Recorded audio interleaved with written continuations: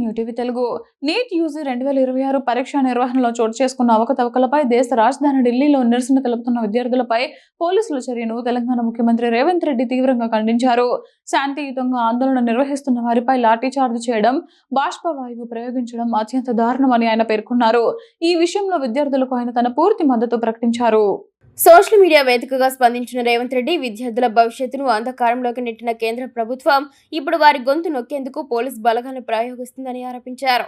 నిరసన తెలుపుతున్న విద్యార్థులపై పడిన ప్రతి దెబ్బ, ప్రశ్నలన్నా, నిజమన్నా బీజేపీకి ఉన్న భయాన్ని బహిర్గతం చేస్తోంది.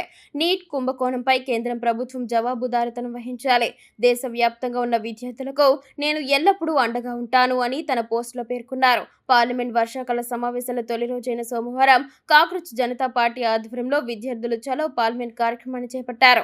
కేంద్ర విద్యాశాఖ మంత్రి ధర్మేంద్ర ప్రధాన్ రాజీనామా చేయాలని, నేషనల్ టెస్టింగ్ ఏజెన్సీలో సమూల సంస్కరణలు తీసుకురావాలని డిమాండ్ చేస్తూ వారు పార్లమెంట్ వైపు ర్యాలీగా వెళ్లేందుకు ప్రయత్నించారు. అయితే అనుమతి లేదంటూ పోలీసులు వారిని అడ్డుకోవడంతో అక్కడ ఉద్రిక్తత చోటు చేసుకుంది. ఆందోళనకారులను చెదరగొట్టేందుకు పోలీసులు లాఠీ చార్జ్ చేయడంతో పాటు టియర్ గ్యాస్ ప్రయోగించారు. ఈ ఘటనలో పలువురు విద్యార్థులకు గాయాలయ్యాయి.